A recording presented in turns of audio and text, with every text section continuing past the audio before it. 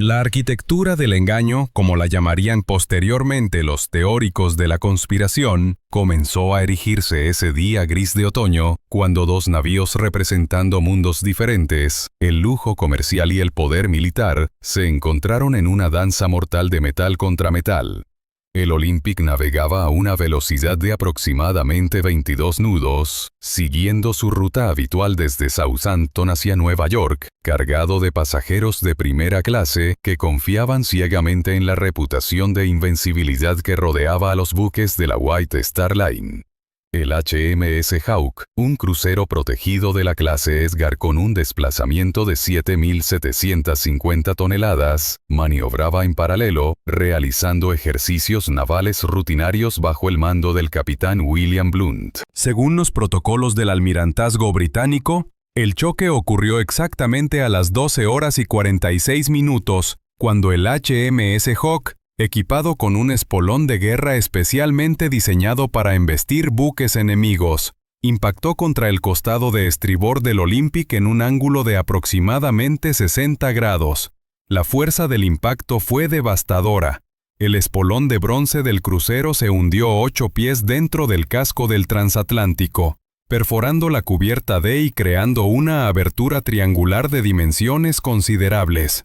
El agua comenzó a filtrarse inmediatamente, inundando varios compartimentos y haciendo que el Olympic se inclinara peligrosamente hacia estribor. El capitán Edward John Smith, veterano marino con 40 años de experiencia en los océanos del mundo, sintió cómo su reputación impecable se desmoronaba junto con los mamparos de su buque.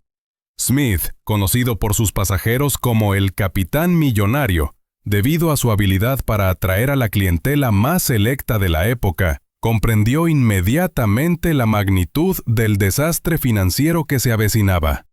El Olympic, valuado en $1,5 millones de libras esterlinas, había sufrido daños que requerirían meses de reparaciones en dique seco, con costos que podrían superar fácilmente las 150,000 libras. En los astilleros de Harland & Wolff en Belfast, Thomas Andrews, el brillante ingeniero naval responsable del diseño tanto del Olympic como del Titanic, recibió la noticia del accidente con una mezcla de preocupación profesional y alarma financiera.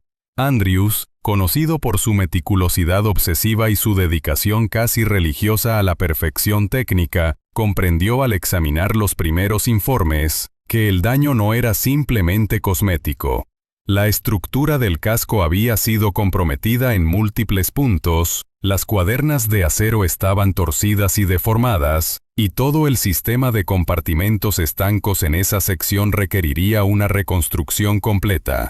Más preocupante aún, el cronograma de construcción del Titanic podría verse afectado, ya que muchos de los trabajadores especializados tendrían que ser transferidos para realizar las reparaciones urgentes en su buque gemelo. La White Star Line, bajo la dirección de Joseph Bruce Ismay, enfrentaba una crisis que iba mucho más allá de los daños inmediatos al Olympic. La compañía, que había invertido enormes sumas en la construcción de los 3 supertransatlánticos de la clase Olympic, Titanic y Britannic, ya estaba operando con márgenes financieros extremadamente ajustados. La competencia feroz con la Cunard Line, que acababa de lanzar el Lusitania y el Mauretania, había forzado a Ismay a comprometer prácticamente todos los recursos de la empresa en este ambicioso proyecto de dominar las rutas del Atlántico Norte. El accidente del Olympic representaba no solo un gasto inesperado masivo, sino también la pérdida de ingresos durante los meses que el buque permanecería fuera de servicio. La situación se complicó dramáticamente cuando el caso llegó a los tribunales del almirantazgo. Los abogados del HMS Hawke argumentaron convincentemente que el Olympic había creado una succión hidrodinámica que había atraído irresistiblemente al crucero hacia su casco, haciendo imposible cualquier maniobra evasiva. Esta explicación técnica, respaldada por expertos navales de reconocido prestigio, colocó la culpabilidad directamente sobre los hombros de la White Star Line. El tribunal, después de meses de deliberaciones y testimonios contradictorios, falló a favor del almirantazgo británico, estableciendo que la White Star Line era completamente responsable tanto de los daños a su propio buque como de las reparaciones necesarias en el HMS Hawk. El fallo judicial representó un golpe financiero devastador para la compañía de Ismay. Las compañías aseguradoras, citando la responsabilidad legal establecida por el tribunal, se negaron categóricamente a cubrir los costos de reparación, argumentando que el accidente había sido causado por negligencia operacional. La Lloyd's of London, la más prestigiosa aseguradora marítima del mundo, emitió un comunicado formal indicando que la póliza del Olympic no cubría daños resultantes de navegación imprudente o incompetente.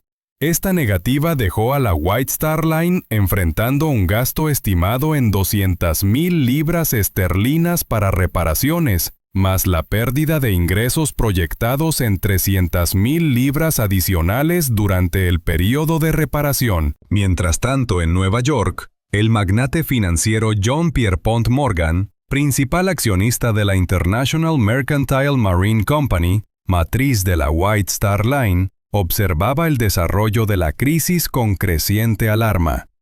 Morgan, conocido por su capacidad para manipular mercados enteros y rescatar al gobierno estadounidense de crisis financieras, se encontraba por primera vez en décadas enfrentando una situación que parecía escapar a su control. La inversión de Morgan en el transporte marítimo del Atlántico Norte, estimada en más de $10 millones, estaba siendo amenazada por lo que él mismo describió en correspondencia privada como un estúpido accidente que podría hundir toda la empresa. El contraste entre la imagen pública de la White Star Line y su realidad financiera se volvía cada día más grotesco. Los periódicos continuaban celebrando los avances en la construcción del Titanic, describiéndolo como el pináculo de la ingeniería naval y el símbolo definitivo del progreso humano. Las revistas de sociedad publicaban artículos deslumbrantes sobre los lujos incomparables que aguardaban a los pasajeros de primera clase: la gran escalinata, el gimnasio, la piscina cubierta, los restaurantes de cocina francesa. Sin embargo, en las oficinas de Liverpool, los contadores de la empresa trabajaban día y noche, tratando de encontrar formas de evitar la bancarrota. Los bancos comenzaron a presionar para obtener garantías adicionales. Los proveedores exigían pagos inmediatos, y varios inversores menores amenazaron con retirar su capital. En este contexto de desesperación financiera oculta tras una fachada de confianza pública, comenzaron a circular los primeros rumores sobre soluciones poco ortodoxas. Trabajadores de los astilleros de Belfast reportaron conversaciones extrañas entre ejecutivos de alto nivel, reuniones secretas a altas horas de la noche madrugada, y modificaciones inexplicables en los planes de construcción tanto del Olympic como del Titanic. Thomas Andrews, normalmente abierto sobre todos los aspectos técnicos de sus diseños, se volvió repentinamente reservado, evitando preguntas específicas sobre ciertos elementos estructurales y decorativos de ambos buques. La presión sobre el capitán Edward Smith se intensificó cuando la White Star Line anunció que él comandaría el viaje inaugural del Titanic, programado para abril de 1912. Smith, cuya confianza había sido gravemente dañada por el incidente del Olympic, sabía que este viaje representaba no solo el clímax de su carrera, sino también la oportunidad de redimir tanto su reputación personal como la de la compañía. Sin embargo, las circunstancias extraordinarias rodeando este nombramiento comenzaron a generar especulaciones entre la tripulación experimentada. ¿Por qué la White Star Line arriesgaba su inversión más importante confiándola a un capitán cuya competencia había sido cuestionada públicamente?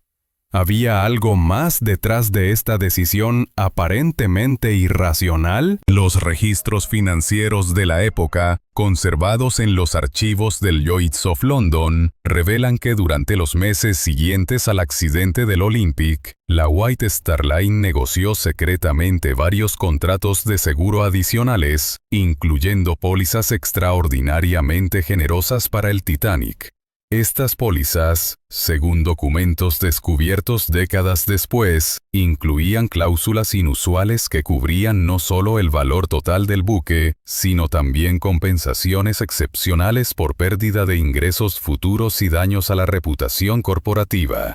La prima total de estos seguros excedía significativamente el costo de construcción del Titanic, una práctica comercial tan poco común que varios actuarios de la Lloyd's expresaron reservas formales. ¿Cómo llegamos desde un accidente marítimo rutinario hasta convertirlo en el fundamento de una de las teorías conspiracionales más elaboradas y persistentes de la historia moderna? ¿Qué elementos reales de esta crisis financiera y operacional fueron magnificados, distorsionados o completamente fabricados para crear la narrativa de que el Titanic nunca se hundió, sino que fue víctima de una elaborada estafa de seguros que involucró la sustitución de identidades entre dos buques hermanos? ¿Y cuáles son los hechos verificables que se esconden detrás de esta increíble historia de duplicidad corporativa, negligencia criminal y encubrimiento masivo que supuestamente involucró desde magnates financieros hasta funcionarios gubernamentales de alto nivel? Este texto los llevará a través de un viaje investigativo que primero construirá meticulosamente la impresionante arquitectura del engaño tal como la concibieron sus creadores, examinando cada viga, cada soporte, cada elemento decorativo de esta teoría con la misma atención al detalle que Thomas Andrews dedicó al diseño del Titanic. Analizaremos las fotografías comparativas que supuestamente demuestran diferencias sutiles pero definitivas entre los dos buques. Estudiaremos las declaraciones contradictorias de supervivientes que afirman haber visto evidencia de la sustitución, y examinaremos los documentos financieros que, según los teóricos, prueban que la White Star Line tenía tanto el motivo como la oportunidad para perpetrar el fraude más audaz de la era industrial. Pero luego, armados con hechos verificables, evidencia forense moderna y el testimonio de expertos independientes, someteremos cada elemento de esta construcción teórica a las pruebas más rigurosas posibles.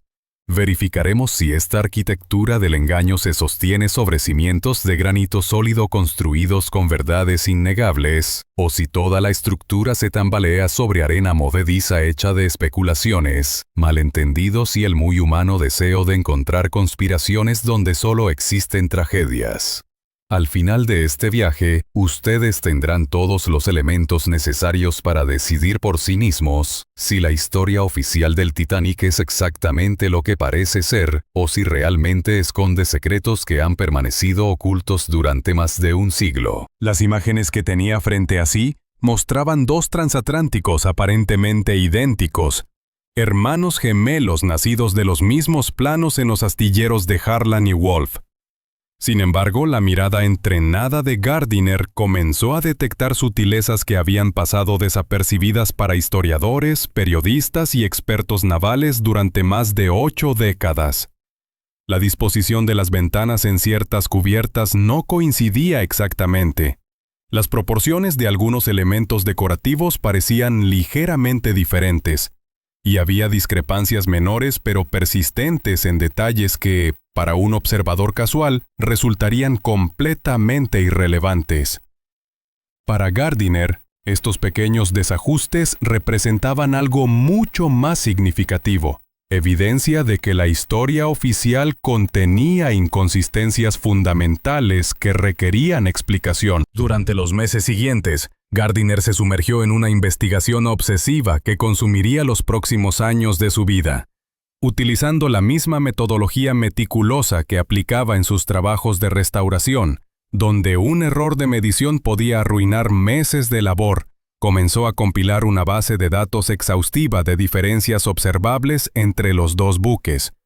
Fotografías, planos originales, testimonios de trabajadores de los astilleros, manifiestos de carga, registros de seguros. Cada documento era examinado con la intensidad de un detective forense buscando pistas en la escena de un crimen. Gradualmente, comenzó a emerger un patrón que, para Gardiner, no podía ser explicado por meras coincidencias o errores de documentación. La teoría que comenzó a tomar forma en la mente de Gardiner era tan audaz como simple en su lógica subyacente. Después del desastroso accidente del Olympic con el HMS Hawke en septiembre de 1911, la White Star Line se encontraba en una situación financiera desesperada. Los daños al Olympic eran mucho más extensos de lo que se había admitido públicamente, y las reparaciones necesarias no solo requerirían una inversión masiva, sino que podrían comprometer permanentemente la integridad estructural del buque.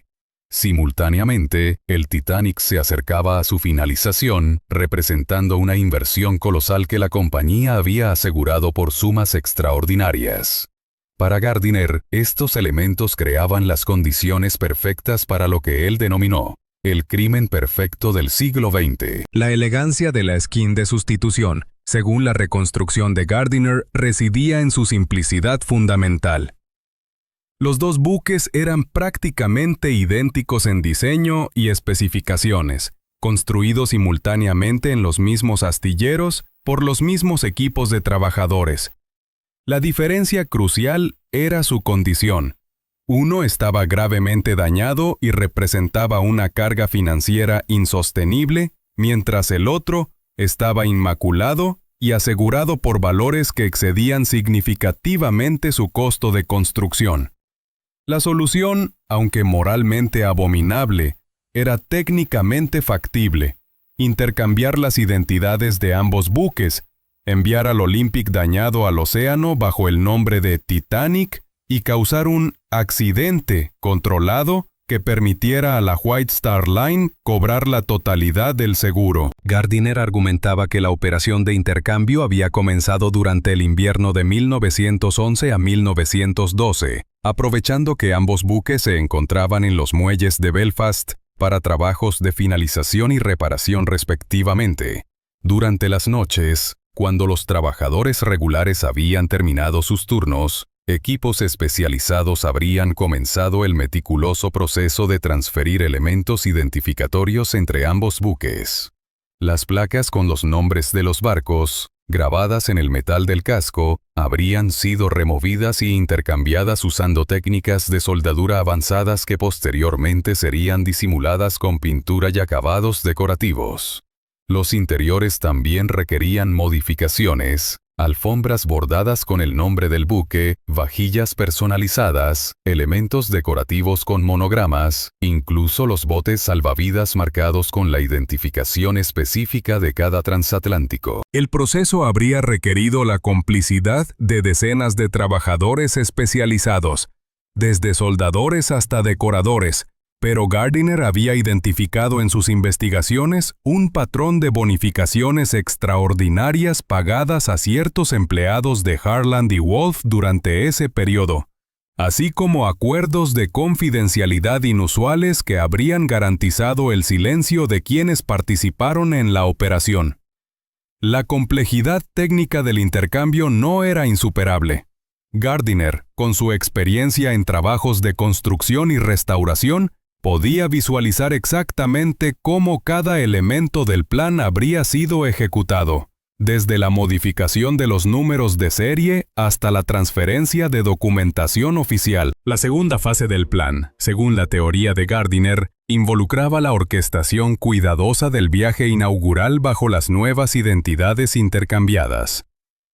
El buque que zarpó de Southampton el 10 de abril de 1912 bajo el nombre de Titanic era, en realidad, el Olympic dañado, disfrazado con suficiente habilidad para engañar incluso a pasajeros familiarizados con ambos transatlánticos.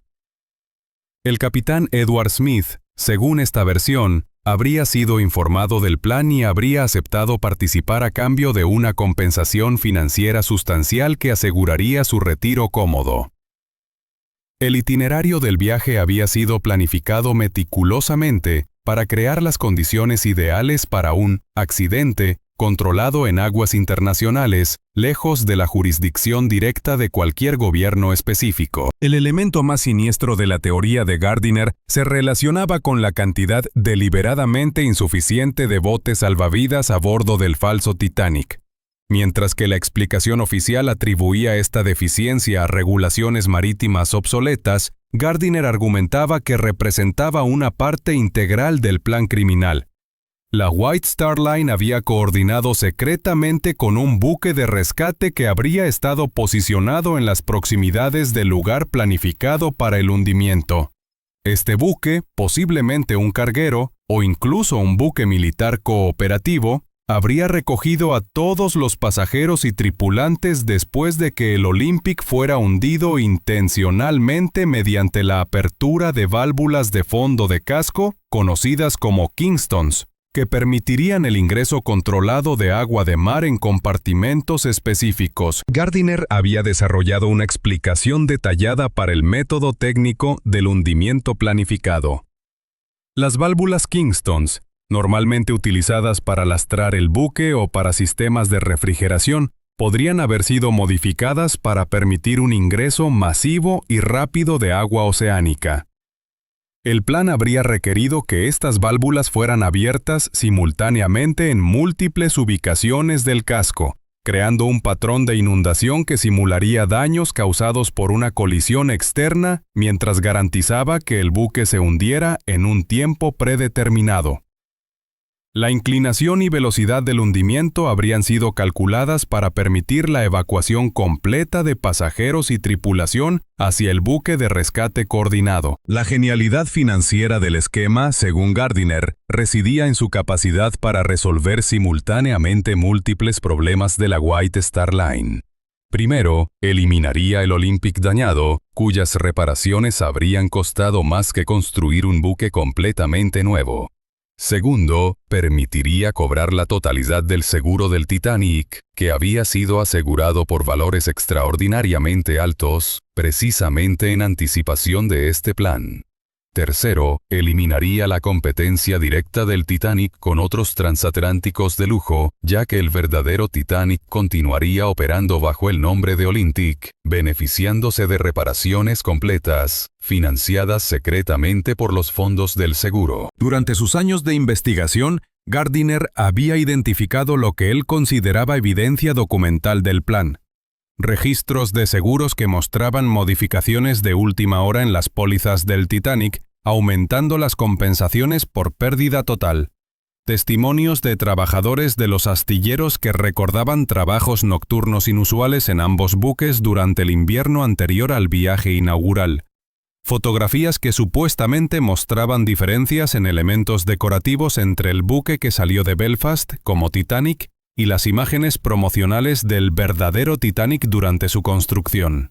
Incluso había rastreado transferencias financieras inusuales entre cuentas de la White Star Line y bancos en paraísos fiscales de la época, sugiriendo que los fondos para financiar la operación habían sido cuidadosamente ocultos de auditores y reguladores. La teoría de Gardiner también explicaba ciertos aspectos inexplicables de la tragedia oficial que habían desconcertado a historiadores durante décadas.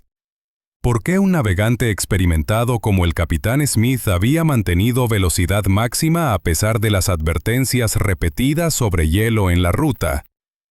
Según Gardiner, porque Smith sabía que no había riesgo real de colisión. El plan requería que el buque alcanzara una posición específica en el océano donde el buque de rescate estaría esperando. ¿Por qué las comunicaciones de radio del buque habían sido tan erráticas y confusas durante las primeras horas de la emergencia? Porque los operadores estaban siguiendo un protocolo preestablecido para coordinar el rescate planificado mientras mantenían la apariencia de una tragedia genuina. Los cálculos financieros de Gardiner eran meticulosos y convincentes. El Olympic dañado tenía un valor residual estimado en menos de 500,000 libras esterlinas después de descontar los costos de reparación. El Titanic estaba asegurado por 1.600.000 libras. La diferencia, más de 1.000.000 de libras, representaba no solo la salvación financiera de la White Star Line, sino también ganancias extraordinarias que podrían financiar la expansión de la flota y garantizar el dominio de la compañía en las rutas del Atlántico Norte durante décadas. Para una empresa al borde de la bancarrota, la tentación habría sido irresistible. Sin embargo, según la reconstrucción final de Gardiner, la Scheme Perfecta se convirtió en tragedia real debido a circunstancias completamente imprevistas. La colisión con el iceberg no estaba planificada. Era un accidente genuino que ocurrió antes de que el buque alcanzara la posición designada para el hundimiento controlado. El impacto del hielo causó daños que excedieron cualquier cosa que los planificadores del esquema habían anticipado, creando una situación de emergencia real, donde las medidas de seguridad preparadas resultaron completamente inadecuadas. El buque de rescate, posicionado a millas de distancia del lugar real del accidente, no pudo responder lo suficientemente rápido. Los botes salvavidas, deliberadamente insuficientes porque se suponía que serían complementados por el rescate coordinado, se convirtieron en la única esperanza de supervivencia para más de 2.000 personas. La ironía final de la teoría de Gardiner era devastadora en su implicación. Lo que había comenzado como un crimen calculado para defraudar compañías de seguros se había transformado en una de las tragedias marítimas más reales y horribles de la historia. Los conspiradores, atrapados por su propio engaño, no pudieron revelar la verdad sin admitir su culpabilidad en el plan original. Los ejecutivos de la White Star Line, el capitán Smith, los trabajadores cómplices, todos se vieron forzados a mantener el silencio mientras más de 1.500 personas morían como consecuencia directa de su codicia y su arrogancia. El crimen perfecto se había convertido en el crimen más imperfecto posible, donde las víctimas no fueron corporaciones o aseguradoras, sino personas inocentes cuyas vidas se perdieron porque alguien había decidido que el dinero valía más que la seguridad humana. Pero en la versión alternativa que décadas después articularía Robin Gardiner, esa misma noche adquiere contornos completamente diferentes. El vigía Fleet no estaba buscando icebergs en absoluto. Sus órdenes eran detectar las luces de señalización de un vapor que debía encontrarse con ellos en coordenadas específicas para ejecutar el plan de rescate coordinado. Durante horas, Fleet había estado esperando ver las luces características del buque cómplice, pero la niebla había complicado la visibilidad y las comunicaciones de radio habían reportado retrasos en el cronograma original. Cuando finalmente avistó una silueta emergiendo de la oscuridad, su primer pensamiento no fue de alarma sino de alivio. Finalmente había llegado el momento de proceder con la evacuación planificada.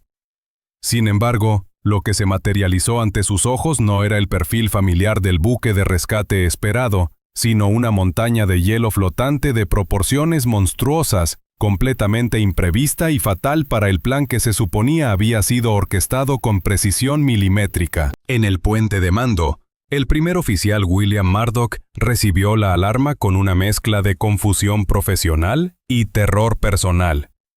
Según la narrativa histórica establecida, Murdoch ordenó inmediatamente «todo atrás, a estribor el timón», mientras hacía sonar la señal de emergencia para cerrar las compuertas estancas automáticamente. Sus acciones, aunque ejecutadas con la rapidez y competencia de un marinero experimentado, llegaron demasiado tarde. El transatlántico, navegando a 22 nudos y media a través de aguas plagadas de hielo, no podía alterar su curso lo suficientemente rápido para evitar el impacto. El iceberg golpeó el casco de estribor, abriéndolo como una lata desde la proa hasta aproximadamente el cuarto compartimento, permitiendo que toneladas de agua helada comenzaran a inundar los espacios interiores del buque. Pero en la versión conspiratoria, Murdoch había estado esperando órdenes completamente diferentes. El plan requería que navegara hasta coordenadas específicas donde el buque cómplice estaría esperando, momento en el cual se abrirían discretamente las válvulas de fondo para iniciar un hundimiento controlado que permitiría evacuar a todos los pasajeros y tripulación. La aparición del iceberg representó el colapso total de meses de planificación meticulosa. Murdoch, enfrentado súbitamente a una emergencia real que no había sido anticipada en ningún escenario, tuvo que tomar decisiones de vida o muerte sin tener tiempo para consultar con sus superiores o modificar protocolos que habían sido diseñados para una situación completamente diferente. Sus órdenes desesperadas de evasión no fueron suficientes para evitar que el hielo desgarrara el casco en lugares que no estaban preparados para contener inundaciones masivas. En la cubierta de primera clase, Benjamin Guggenheim, magnate minero de 47 años, había estado disfrutando de un whisky escocés de Malta en el salón de fumadores mientras discutía oportunidades de inversión en Europa con otros industriales prominentes. Guggenheim, acostumbrado a controlar cada aspecto de sus negocios multimillonarios, inicialmente percibió el ligero estremecimiento del buque como un inconveniente menor, quizás un problema mecánico que los ingenieros resolverían rápidamente. Su wealth y posición social le habían proporcionado durante toda su vida la convicción de que los problemas siempre tenían soluciones cuando se disponía de recursos suficientes para implementarlas. Incluso cuando comenzaron a circular rumores sobre daños en el casco, Guggenheim mantuvo la compostura aristocrática que esperaba de sí mismo, ordenando a su valet que preparara su equipaje por si fuera necesario transferirse temporalmente a otro buque. Sin embargo, conforme pasaron las primeras horas después del impacto, la realidad comenzó a penetrar incluso la burbuja de privilegio que había protegido a Guggenheim durante décadas. Los stewards de primera clase, normalmente deferentes y serviciales, ahora se movían con urgencia apenas disimulada, y sus respuestas a preguntas sobre la situación se volvían cada vez más evasivas. Cuando Guggenheim finalmente comprendió que el supuestamente insumergible transatlántico realmente se estaba hundiendo, su primera reacción no fue pánico, sino una especie de indignación aristocrática. ¿Cómo era posible que la tecnología más avanzada del mundo, respaldada por las fortunas más grandes del planeta, pudiera fallar de manera tan espectacular? Gradualmente, mientras observaba el ángulo creciente de las cubiertas y escuchaba el sonido siniestro del agua invadiendo compartimentos inferiores, Guggenheim comenzó a entender que su dinero no podría comprar una solución a este problema particular. En las profundidades del buque, en los confines estrechos y mal ventilados del tercer clase, la familia O'Brien experimentaba la tragedia desde una perspectiva completamente diferente. Patrick O'Brien, agricultor irlandés de 32 años, había vendido todo lo que poseía en County Cork para costear el pasaje de su esposa Bridget y sus 3 hijos pequeños hacia una nueva vida en América. Para los O'Brien, este viaje representaba la culminación de años de sacrificio y ahorro, la oportunidad única de escapar de la pobreza generacional que había plagado a su familia durante décadas. Patrick había explicado repetidamente a sus hijos que el gran buque era como una ciudad flotante, seguro e impresionante, donde incluso los pasajeros de tercera clase disfrutarían de comodidades que superaban cualquier cosa que hubieran experimentado en su aldea natal. Cuando comenzaron a sentir vibraciones inusuales en su camarote compartido con otras 2 familias inmigrantes, Patrick inicialmente trató de tranquilizar a Bridget y los niños, explicando que los grandes buques siempre hacían ruidos extraños durante la navegación nocturna. Sin embargo, su confianza se evaporó rápidamente cuando stewards comenzaron a golpear puertas urgentemente, gritando órdenes en inglés que Patrick apenas conseguía comprender.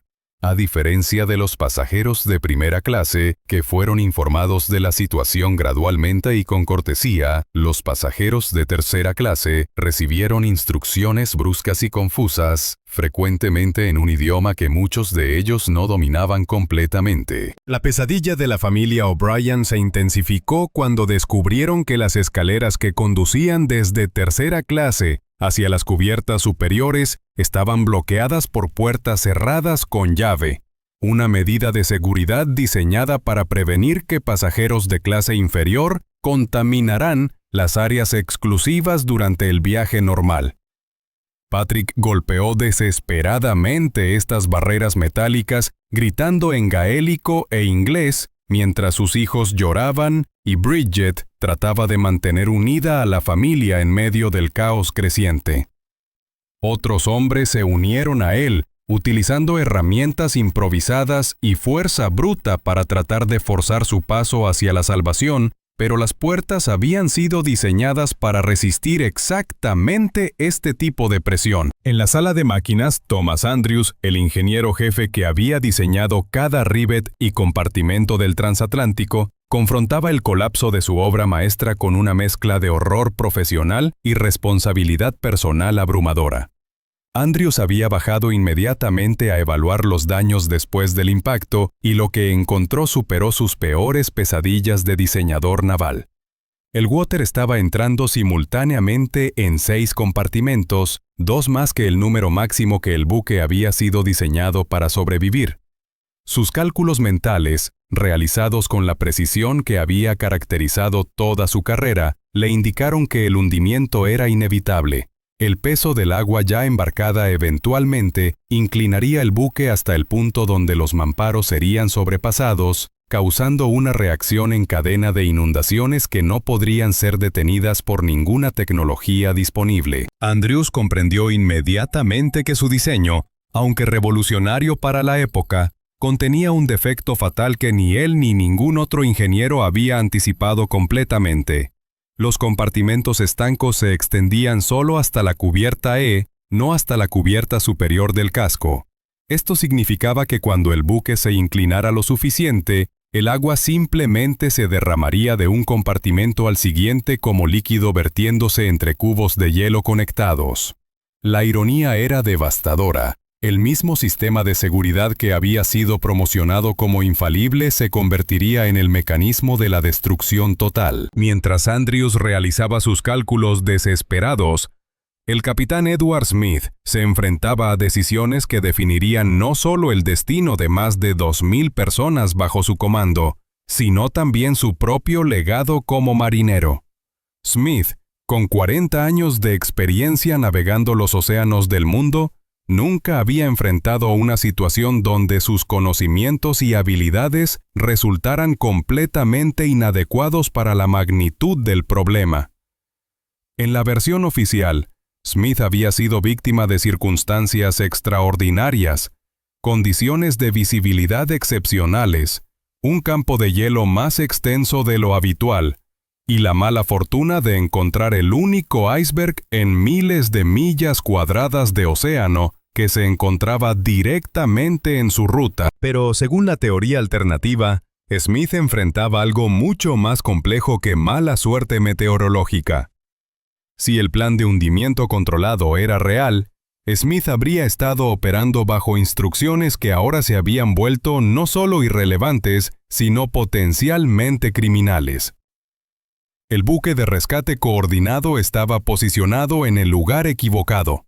Las comunicaciones de radio seguían protocolos diseñados para una emergencia simulada en lugar de una crisis real, y las medidas de seguridad implementadas eran inadecuadas para una evacuación genuina de más de 2,000 personas.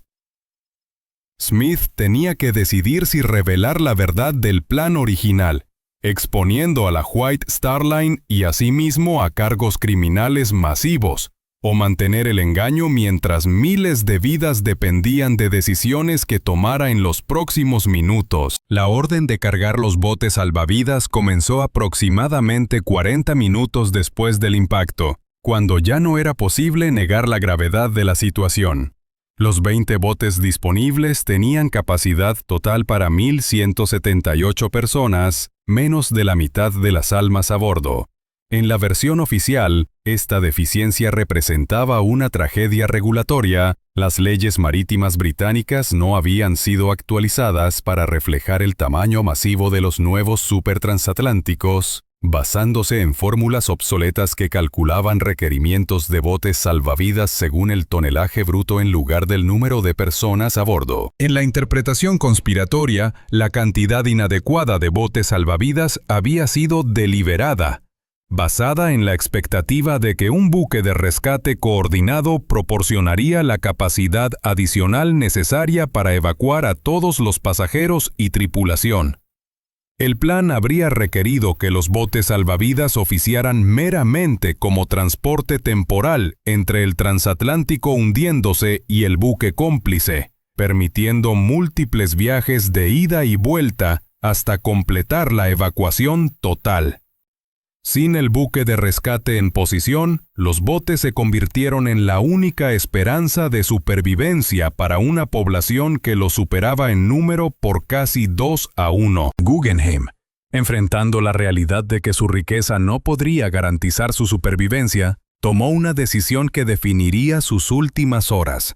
Después de ayudar a mujeres y niños a abordar los primeros botes, regresó a su camarote y se cambió a su smoking más elegante, declarando que si iba a morir, lo haría como un gentleman.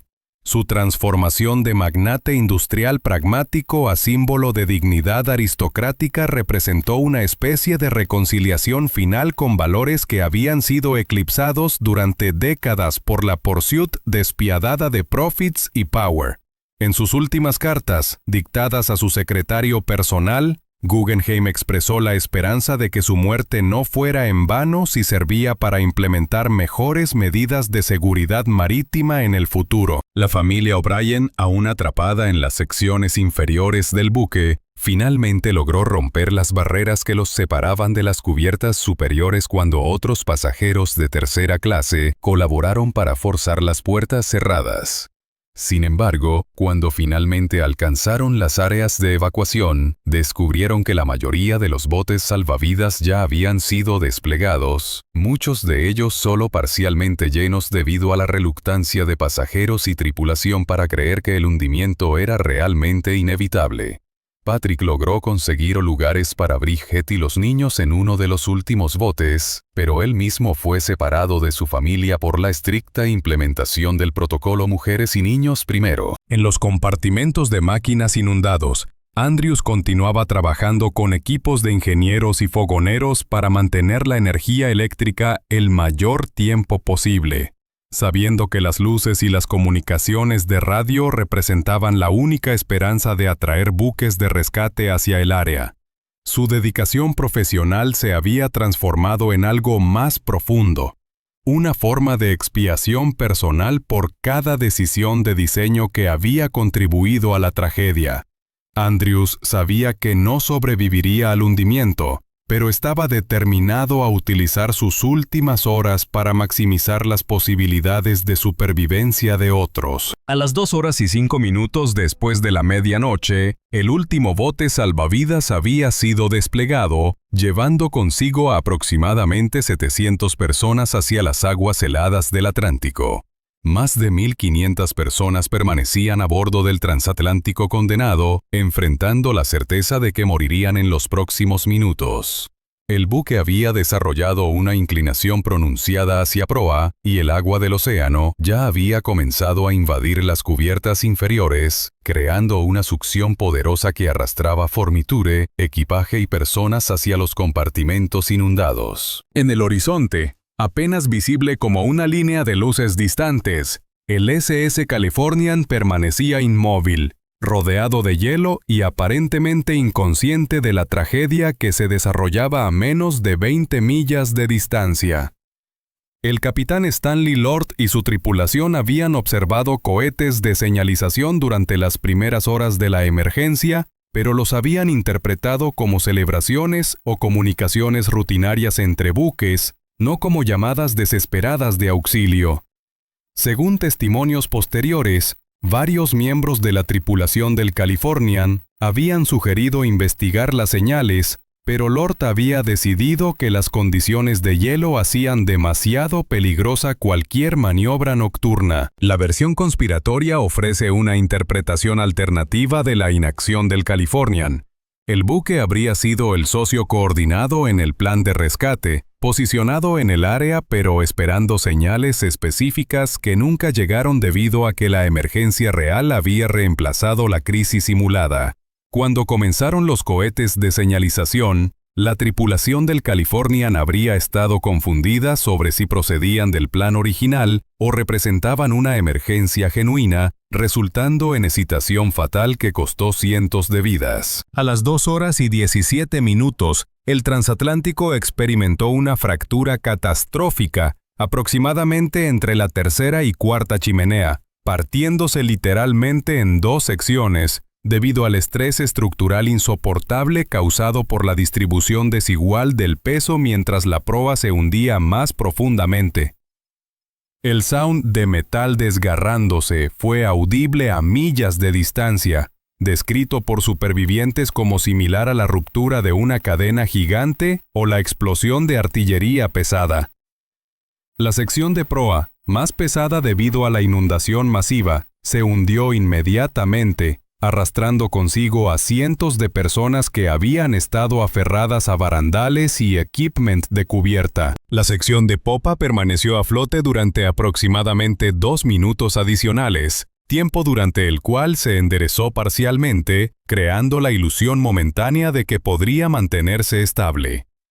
Sin embargo, sin la soporte estructural de la proa, la sección trasera también comenzó a inundarse rápidamente, inclinándose hacia arriba en un ángulo casi vertical antes de desaparecer bajo las waves con una succión poderosa, que crea de un whirlpool masivo en el lugar donde había estado el transatlántico más grande del mundo. Más de 1.500 personas se encontraron súbitamente en agua oceánica con temperatura de menos 2 grados centígrados, enfrentando lo que los expertos médicos posteriormente describirían como las condiciones más letales posibles para supervivencia humana.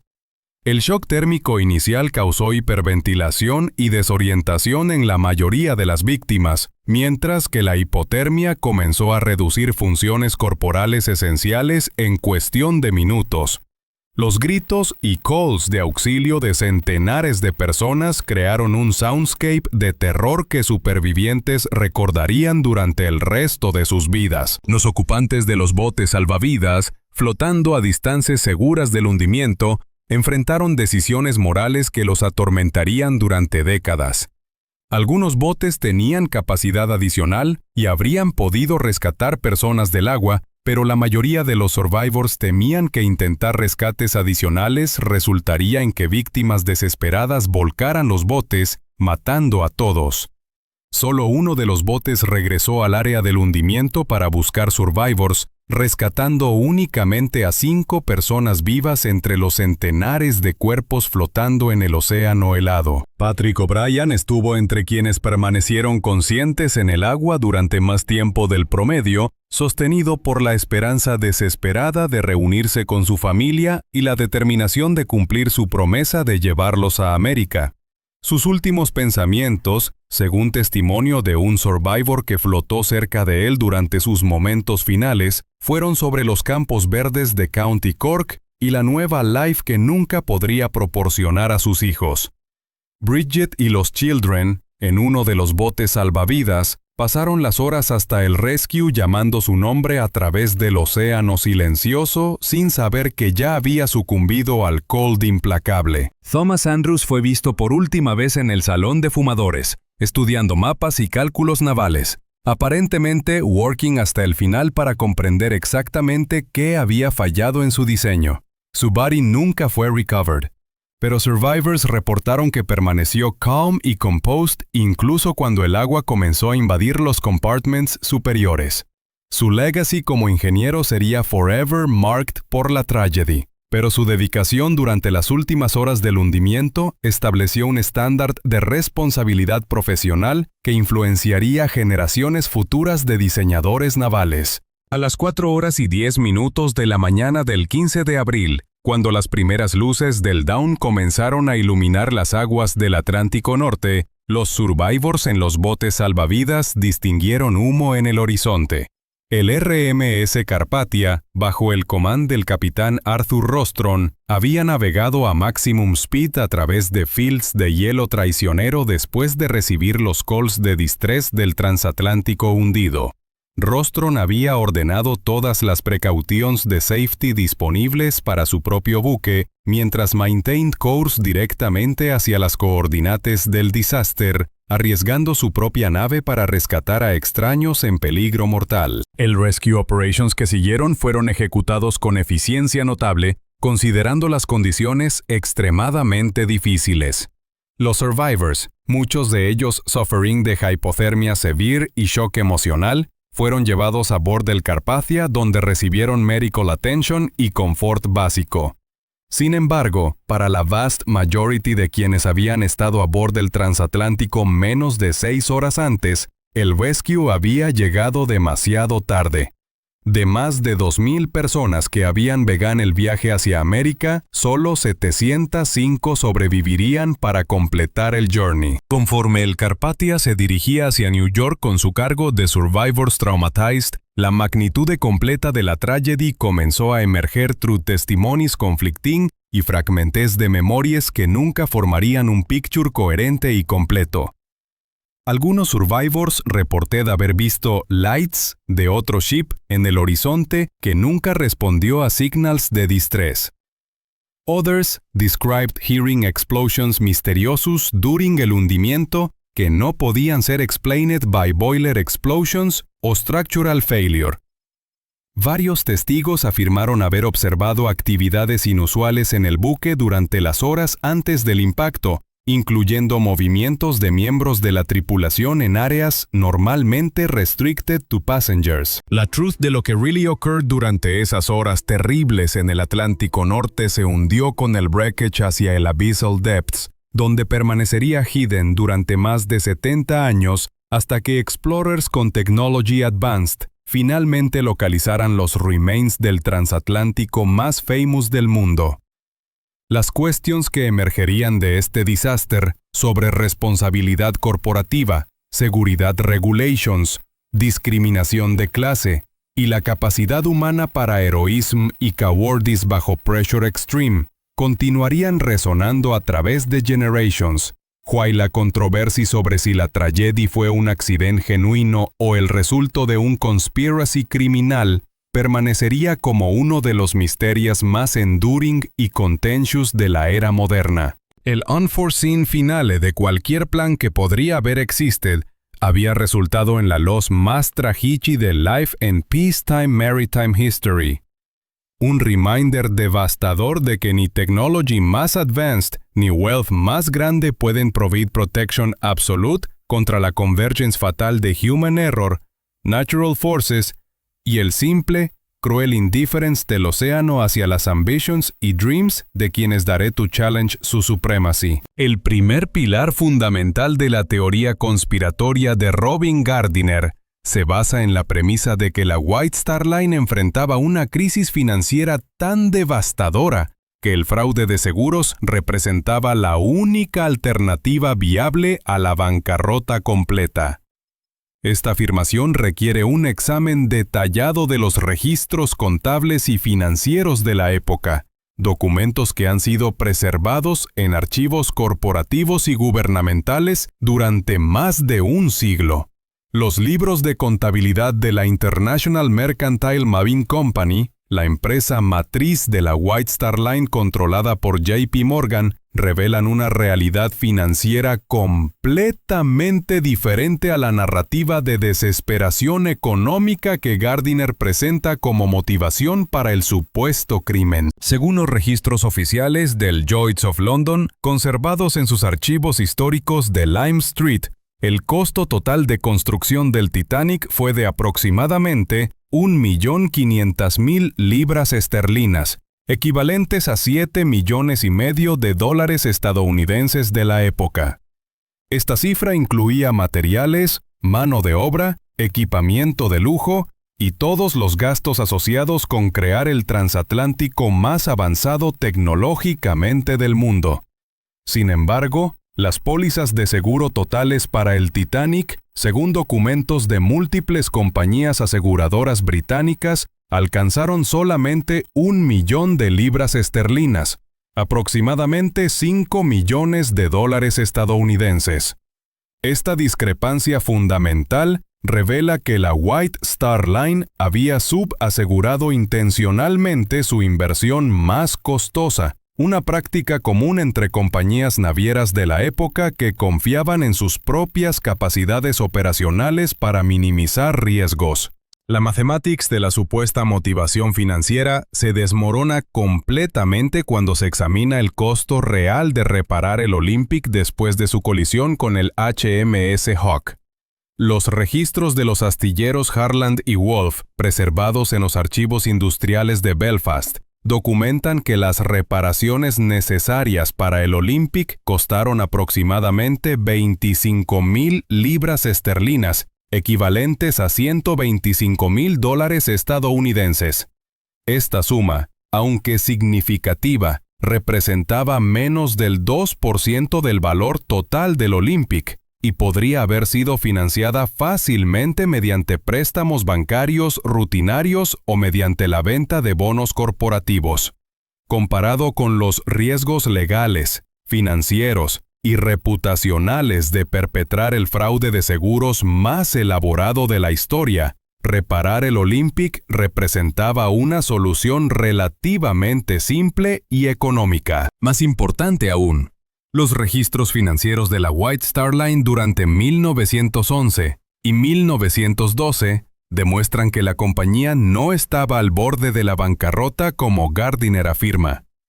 Los informes anuales presentados a accionistas, documentos legales requeridos por las autoridades regulatorias británicas, muestran que la empresa mantenía reservas de capital suficientes para operaciones normales y tenía acceso a credit lines adicionales respaldadas por la considerable fortuna personal de JP Morgan. De hecho, la White Star Line estaba financiando la construcción del Britannic, el tercer buque de la clase Olympic, una inversión que habría sido imposible para una compañía enfrentando crisis financiera existencial. El segundo pilar de la teoría conspiratoria se basa en la afirmación de que las diferencias físicas entre el Olympic y el Titanic eran tan mínimas que una sustitución habría sido técnicamente factible durante los meses de invierno de 1911 a 1912.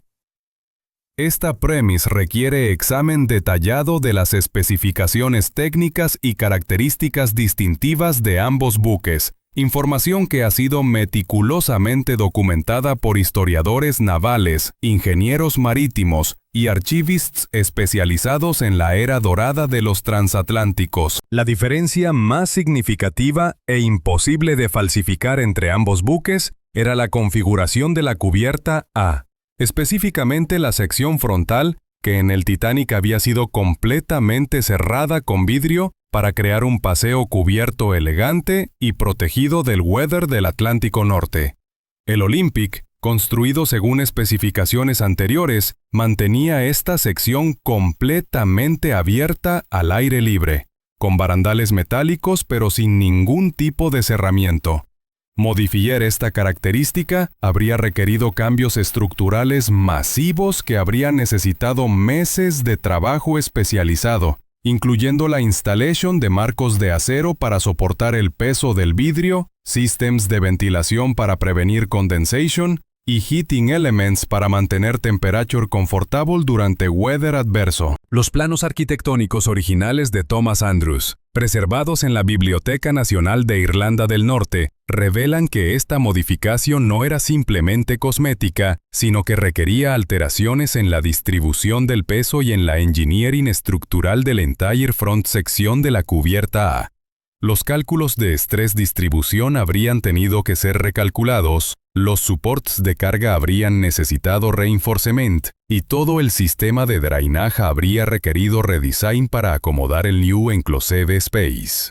La complexity técnica de esta single modificación hace que la idea de completed secretamente durante algunos meses de invierno, sea absolutamente impractical. Igualmente distintiva era la presencia en el Titanic del Café Parisien, un restaurante temático diseñado para simular una terraza parisina con ivy artificial, forniture de wicker y decoración que evocaba los sidewalk cafés de Francia.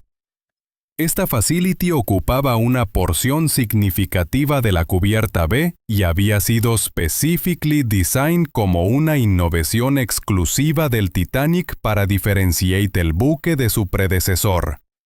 El Olympic no tenía equivalente space, y crear una réplica convincente habría requerido no solo construcción extensa, sino también la adquisición de hundreds de pieces de specialized furniture, custom-made decorative elements y even live plants que fueron transported desde Europe específicamente para crear la atmosférica deseada. Los records de procurement de la White Star Line, preserved en Corporate Archives, documenté las extensive orders placete con manufacturers franceses para acquire authentic Parisian café furniture, especialia comisión d'artworks, unique decorative elements que were specifically designed para complementar el overall aesthetic del café parisien.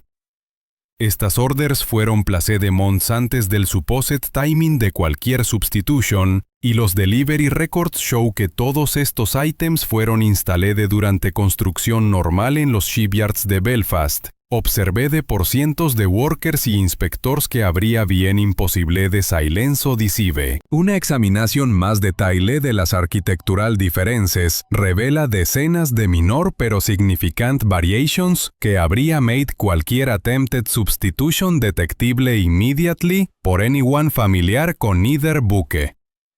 El número de portholes en various sections differed between ships. Reflection diferente internal configurations y space utilization. El Titanic tenía 16 portholes en su portside first class accommodation area, while el Olympic tenía only 15 debido a slight differences en cabin layout. Modificar estas openings habría required extensive hull work que habría been impossible de conceal desde external observation, y internal modifications habría been equally extensive y obvious. Even more challenging para cualquier substitution attempt sería el vast array de custom manufactured elements que bore specific identification relating a cada buque individual. Lifeboats carried nameplates permanently affixed durante manufacturing. Silverware y china were custom manufactured con specific designs para cada buque. Carpet patterns were unique a each vessel, y even doorknobs y light fixtures carried subtle design differences que distinguish one ship desde another. La scale de detail que habría needed substitution extends desde major structural elements down a thousands de individual pieces de equipment, furniture y decoration. El tercer pilar de la conspiracy theory involves la logistical feasibility de conducting such a massive deception operation in secrecy complete. Gardiner's theory requires que thousands de workers, supervisors, inspectors, government officials y corporate executives collaborated en un conspiracy que habría involved not only fabrication y modificación de physical structures, sino también falsificación de extensive documentation, bribery de officials, y coordination de operations across multiple facilities y jurisdictions. Los employment records de Harland & Wolff durante el periodo en cuestión revelan que aproximadamente 15,000 trabajadores fueron empleados en diversos lugares capacities durante construction y refit operations para both Olympic y Titanic. Estos workers represented dozens de specialized trades, desde riveters y welders a carpenters, electricians, plumbers, painters y decorators. Each trade group trabajaba bajo supervisión de foremen y managers que reported a department heads que, en turn, reported a senior executives y government inspectors. La hierarchy de oversight y accountability made secretive modifications practically impossible. Moreover, construction de major transatlantic vessels durante esta era was subject a extensive government regulation y inspection. British Board de Trade Inspectors conducted regular examinations de work progress, safety compliance y adherence a engineering specifications. These inspections were documented in detailed reports that were filed con government agencies and were accessible a regulatory bodies, insurance companies, and corporate stakeholders. Any significant modifications a either vessel habría generated extensive paperwork that habría been imposible a suppress o falsify without detection. La scheduling complexity alone makes Gardiner's theory impractical. Durante el invierno de 1911 a 1912, ambos buques estaban en diferentes etapas de terminación y modificación. El Olympic was undergoing repairs while simultaneously maintaining operational readiness para return a service, requiring coordination con passenger booking systems, crew scheduling, provisioning operations y port authorities in multiple countries. El Titanic was nearing completion date's construction, requiring final installation de thousands de components, extensive testing de all systems, sea trials, certification procedures y preparation para its maiden voyage, conducting un massive substitution operation simultaneously con these complex, time-sensitive activities habría created logistical chaos que habría been impossible a conceal. Financial oversight provides another insurmountable obstacle at any substitution conspiracy.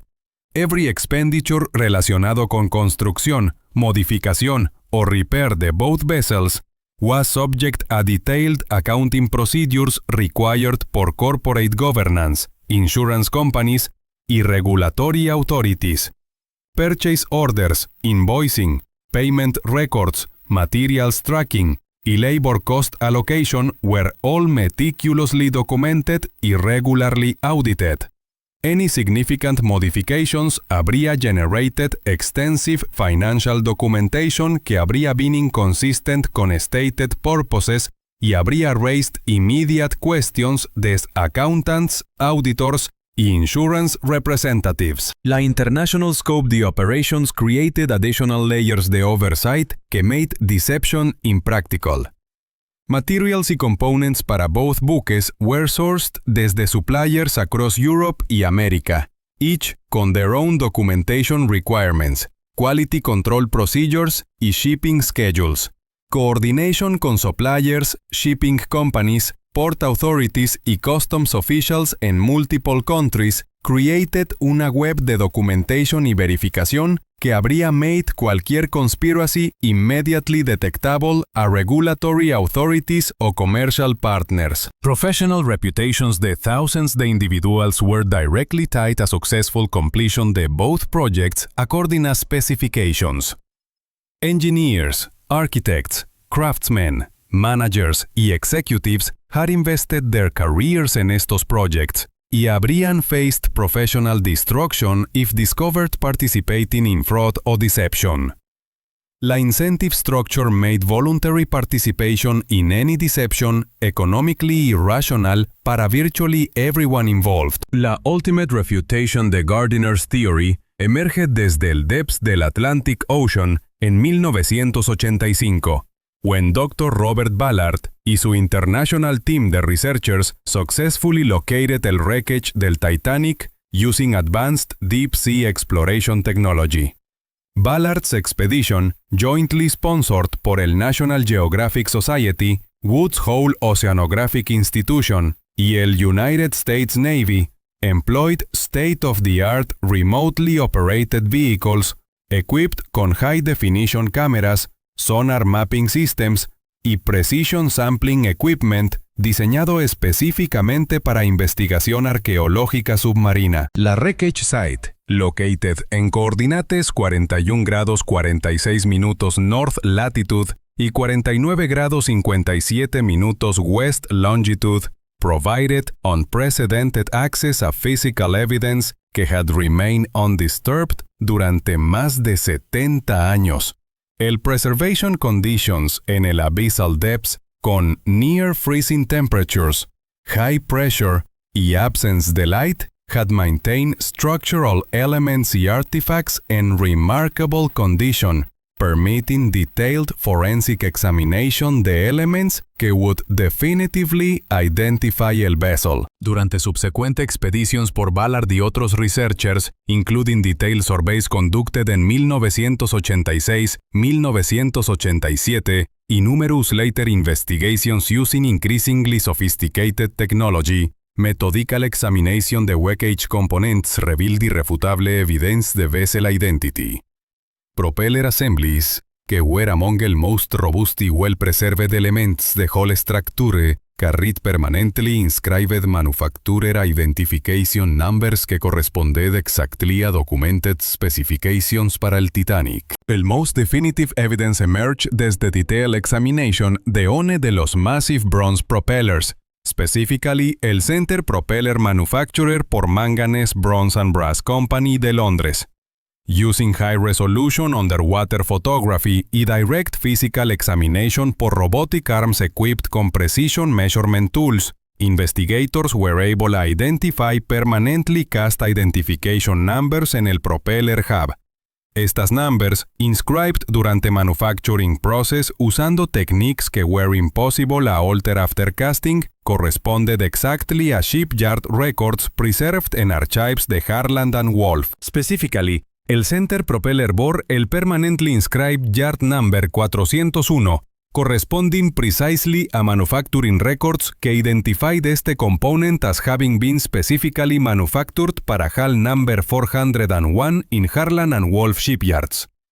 Esta yard number was el unique identifier assigned a Titanic during construction y differentiated el vessel definitively desde Olympic, que carried yard number 400.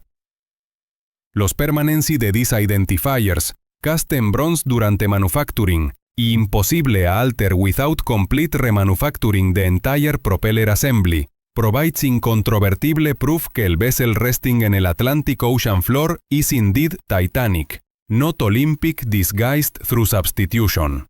Additional physical evidence desde wreckage examination confirms vessel identity through multiple independent verification methods. Detailed mapping the hull sections conducted using precision sonar systems and high-definition photography reveals structural configurations that match exactly these architectural plans preserved para Titanic and differ significantly desde documented specifications para Olympic.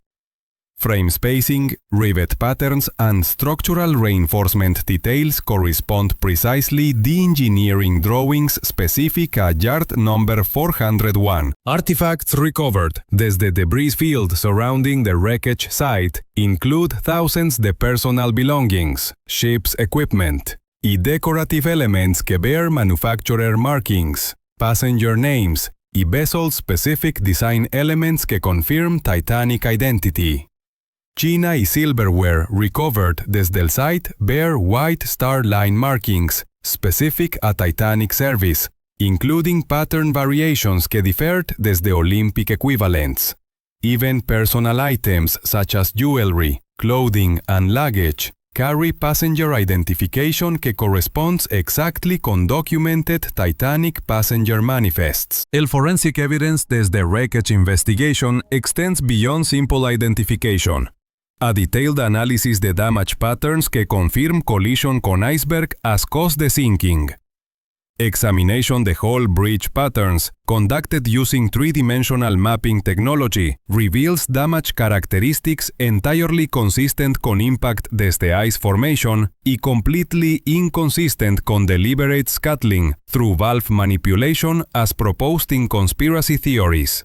La distribution y nature de hull damage corresponds precisely con computer modeling de iceberg collision physics y provides no evidence whatsoever de internal sabotage o deliberate flooding. Scientific analysis de metallurgical samples taken desde wreckage site confirms that steel composition, manufacturing techniques y construction methods correspond exactly con documented specifications para Titanic construction. Materials analysis reveals no evidence de modifications, alterations o substitutions que would support any theory de vessel substitution. quality the materials, workmanship y construction techniques all correspond a highest standards employed durante Titanic construction y are entirely consistent con documented investment in creating el most advanced passenger vessel de its era. La systematic destruction the conspiracy theory foundations reveals not merely absence the supporting evidence, but presents the overwhelming contrary evidence that makes any alternative explanation statistically impossible. Financial records demonstrate absence the adequate motive. Technical analysis proves physical impossibility the substitution. Logistical examination reveals practical impossibility the conducting such operations in secrecy, and physical evidence desde the wreckage site provides definitive proof the vessel identity through multiple independent verification methods. Yet despite this overwhelming accumulation de contrary evidence, conspiracy theories continue a circulate y attract adherents willing to dismiss factual evidence en favor de speculative alternatives. This persistence raises fundamental questions about human psychology, particularly el atracción que many people feel toward conspiracy explanations que promise simple answers a complex events y suggest hidden patterns behind apparent randomness. La enduring appeal de conspiracy theories often reflects not inadequacy de official explanations, but rather psychological needs que factual accounts cannot satisfy. El desire para significance, el need para control y el comfort de believing que complex events resultes de human planning rather than desde intersección de múltiple factors including chance, error y unforeseeable circumstances. La collapse de Architecture of Deception, underweight the factual evidence, serves as reminder que extraordinary claims require extraordinary evidence, y que even most elaborate theoretical constructions must ultimately withstand confrontation con verifiable reality. In case the Titanic conspiracy theories, that reality lies 2.5 miles beneath surface the North Atlantic, preserved in bronze propeller números que speak with voice de absolute certainty. Yard number 401 identifies definitively el vessel que sank durante early morning hours de April 15, 1912, as RMS Titanic, not Olympic in disguise. Y her loss resulted the tragic intersection de human confidence, natural forces y unforgiving physics de North Atlantic winter. Not this elaborate conspiracy que exists only in imagination de those quien prefer complex deception a simple, devastating truth de maritime disaster. ¿Por qué millones de personas continúan creyendo en teorías que la ciencia forense ha desmentido categóricamente? La respuesta reside en las profundidades de la psicología humana, en territorio más traicionero que los campos de hielo del Atlántico Norte. El cerebro humano, producto de millones de años de evolución, está diseñado para detectar patrones y agencias intencionales donde a menudo solo existe el caos de la casualidad. Cuando un desastre de tal magnitud ocurre, cuando 1.500 vidas se pierden en una sola noche, nuestra mente se rebela contra la posibilidad de que todo haya resultado simplemente de una serie de decisiones desafortunadas, condiciones climáticas excepcionales y la cruel indiferencia del océano hacia las ambiciones humanas. Es psicológicamente más reconfortante creer que detrás de la tragedia existe una inteligencia malévola, un plan elaborado, una conspiración que al menos otorga significado al sufrimiento. La idea de que corporaciones poderosas, respaldadas por magnates sin escrúpulos, orquestaron deliberadamente la muerte de inocentes resulta, paradójicamente, menos perturbadora que aceptar que la tecnología más avanzada de su época, diseñada por las mentes más brillantes y financiada por las fortunas más grandes del mundo, pudo fallar debido a factores completamente imprevisibles.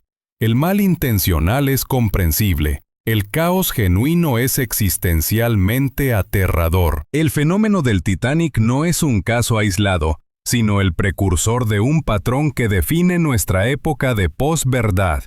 Los mismos mecanismos cognitivos que alimentan la creencia en la sustitución de buques operan hoy en teorías que niegan la esfericidad de la Tierra, cuestionan la eficacia de las vacunas o atribuyen pandemias globales a manipulaciones deliberadas de élites secretas.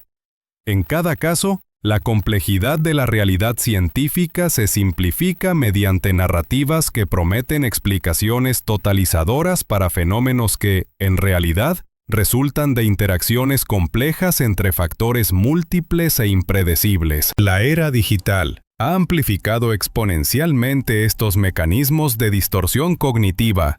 Algoritmos diseñados para maximizar engagement refuerzan sesgos de confirmación, creando cámaras de eco donde las teorías conspiracionales se validan mutuamente en ciclos autorreferenciales. La democratización de la información, paradójicamente, ha erosionado la autoridad epistémica de instituciones científicas y periodísticas, permitiendo que especulaciones elaboradas compitan en igualdad de condiciones con investigaciones rigurosas respaldadas por evidencia empírica. El legado de Robin Gardiner trasciende sus claims específicos sobre el intercambio de identidades navales. Como artesano convertido en detective aficionado, Gardiner demostró un talento extraordinario para identificar incongruencias menores y tejerlas en narrativas convincentes que desafían versiones oficiales. Su metodología, aunque defectuosa en sus conclusiones, anticipó técnicas que hoy emplean los más sofisticados creadores de contenido conspiratorio. La acumulación de detalles técnicos, la explotación de lagunas documentales, la transformación de coincidencias en evidencias y la construcción de marcos explicativos que son inmunes a la refutación porque cada contraargumento se interpreta como confirmación adicional de la conspiración. Gardiner no era un charlatán, sino un narrador genuinamente talentoso que creó una realidad alternativa más atractiva que la historia documentada. Su universo ficticio ofrecía roles claros para villanos y víctimas, motivos comprensibles para acciones incomprensibles, y la satisfacción intelectual de descubrir verdades ocultas tras apariencias engañosas. Que esta realidad alternativa fuera factualmente incorrecta resultaba menos relevante que su capacidad para proporcionar significado emocional y coherencia narrativa a eventos que, de otro modo, representaban simplemente la intersección cruel de la arrogancia humana con las fuerzas impersonales de la naturaleza. La persistencia de mitos conspiracionales revela una verdad inquietante sobre la condición humana contemporánea. Vivimos en una época donde el acceso sin precedentes a información coexiste paradójicamente con niveles crecientes de desconfianza hacia las instituciones encargadas de validar esa información.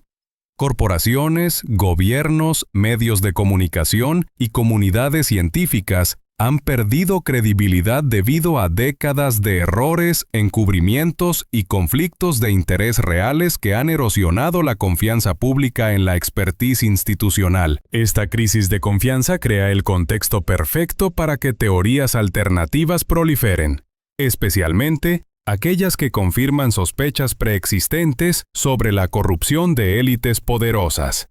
La ironía es que, mientras el público desconfía legítimamente de instituciones que han demostrado ser falibles, transfiere esa confianza a fuentes de información aún menos confiables, creando un paisaje epistémico donde la verificabilidad de las afirmaciones importa menos que su consonancia con predisposiciones ideológicas preexistentes. El caso del Titanic nos enseña que los icebergs más peligrosos no son solo aquellos que flotan en océanos físicos, sino los que navegan en mares de información distorsionada. Las teorías conspiracionales actúan como icebergs cognitivos. La mayor parte de su estructura permanece invisible, sustentada por suposiciones, sesgos y necesidades psicológicas que operan por debajo del nivel de conciencia racional. Cuando las sociedades chocan contra estos icebergs informativos, el daño puede ser tan devastador como cualquier colisión física. erosionando no solo la comprensión factual, sino la propia capacidad social para distinguir entre evidencia confiable y especulación atractiva. La historia del Titanic, tanto real como mitológica, funciona como una metáfora perfecta para nuestro momento histórico. Navegamos a través de aguas informacionales plagadas de peligros invisibles, confiando en tecnologías que prometen conectarnos con la verdad, pero que frecuentemente nos conducen hacia arrecifes de desinformación. Como los pasajeros de primera clase del Titanic, muchos contemporáneos disfrutan de lujos informacionales sin precedentes, mientras permanecen inconscientes de vulnerabilidades sistémicas que podrían resultar catastróficas. La arquitectura del engaño que Gardiner construyó se ha desplomado bajo escrutinio factual, pero su estética persiste en miles de construcciones teóricas similares que continúan atrayendo arquitectos aficionados de realidades alternativas. Cada nueva generación de teóricos conspiracionales aprende de predecesores como Gardiner, refinando técnicas narrativas y adoptando nuevas tecnologías para distribuir sus creaciones más eficientemente que nunca antes en la historia humana. En última instancia, la tragedia del Titanic nos confronta con una lección que trasciende los detalles específicos de la ingeniería naval o la regulación marítima. Ilustra la peligrosa fragilidad de la confianza humana en sistemas complejos, ya sean buques transatlánticos o ecosistemas de información. Cuando esa confianza se quiebra, las consecuencias pueden ser tan devastadoras como el hundimiento del buque más avanzado de su época. En el fondo, lo que está en juego no es simplemente la precisión histórica sobre eventos que ocurrieron hace más de un siglo, sino nuestra capacidad colectiva para mantener anclas epistémicas en un océano de información donde distinguir entre navegación confiable y espejismos seductores se vuelve cada día más desafiante. En última instancia, ¿qué se hunde más rápidamente? ¿Un barco por una brecha en su casco o la verdad por una brecha en la confianza? ¿Y los restos de cuál de los dos necesitamos aprender a localizar con más urgencia en el fondo de nuestro océano informacional?